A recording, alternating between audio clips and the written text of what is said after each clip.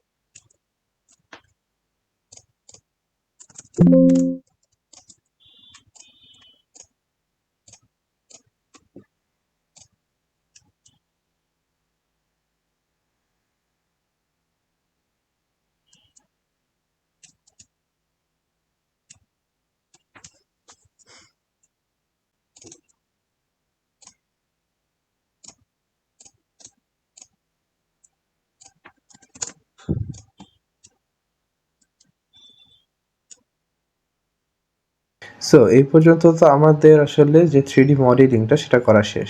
এখন আমাদের যে কাজটা করতে হবে, এই ফাইলটাকে এক্সপোর্ট করতে হবে STL ফরম্যাটে।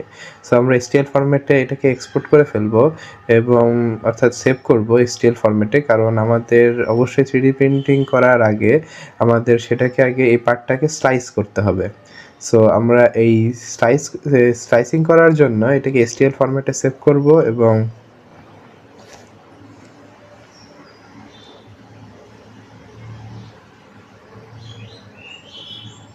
এখন আমরা এই যে STL ফরম্যাটে আমার ফাইলটাকে সেভ করার পর আমরা হচ্ছে এই আমরা এখানে স্লাইসিং সফটওয়্যার হিসেবে আল্টিমেটার কিউরাকে ব্যবহার করেছি এবং এইটাই বলতে গেলে আমার প্রিন্টারের জন্য এবং আমার জন্য সবচেয়ে সহজ মনে হয় এই স্লাইসিং সফটওয়্যারটাকে।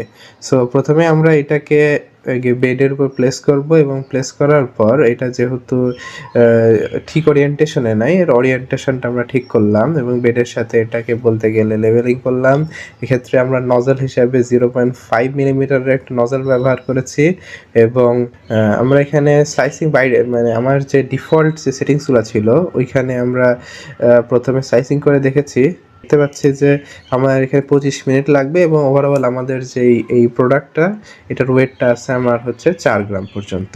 তো আমরা এখন কিছু হচ্ছে এর যে শেল থিকনেস এটা চেঞ্জ করব, এটাকে আমরা এই 1 রাখছি এবং বলতে গেলে শেল থিকনেস এবং বটম লেয়ারের থিকনেসও আমরা মোটামুটি 1ই রাখছি। আর অবশ্যই যেহেতু আমাদের কিছু অংশ উপরে এয়ারে ফ্লোটিং অবস্থায় আছে, আমাদের এইখানে সাপোর্ট ব্যবহার করতে হবে।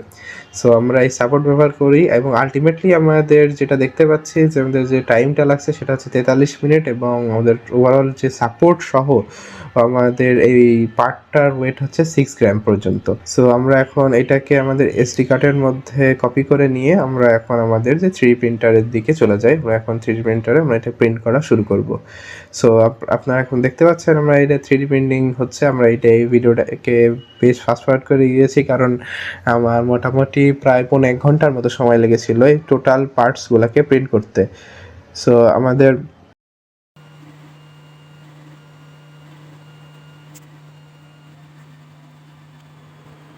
প্রিন্ট করার পর এখানে এটা আমাদের এখন ফাইনাল প্রোডাক্ট। যদিও আমাদের এই পার্টটার সাথে বেশ কিছু সাপোর্ট লেগে আছে, এই এক্সট্রা সাপোর্টগুলোকে আমাদের এখন রিমুভ করতে হবে।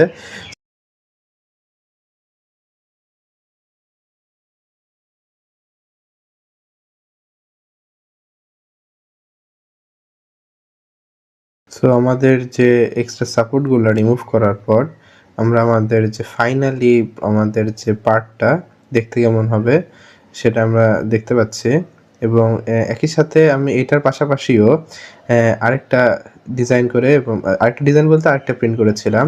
শুধু বটম পার্টটাকে একবার বেডের সাথে রেখে আরেকবার টপ পার্টটাকে বেডের সাথে রেখে, অর্থাৎ মানে উল্টাভাবে দুইবার প্রিন্ট করেছিলাম এবং এখানে আমরা 2টা পার্ট দেখতে পাচ্ছি। এখন আমরা 2টা পার্টটাকে আমাদের যে হেলমেটের যে ভাইজার পিভট মেকানিজম রয়েছে ওইখানে আমরা প্লেস করে দেখব যে আসলে এটা কতটুকু ফিট হয় এবং এটা কি ফুললি ফাংশনাল আছে নাকি কোনো সমস্যা আছে। সো ফার্স্টে আমরা যেটা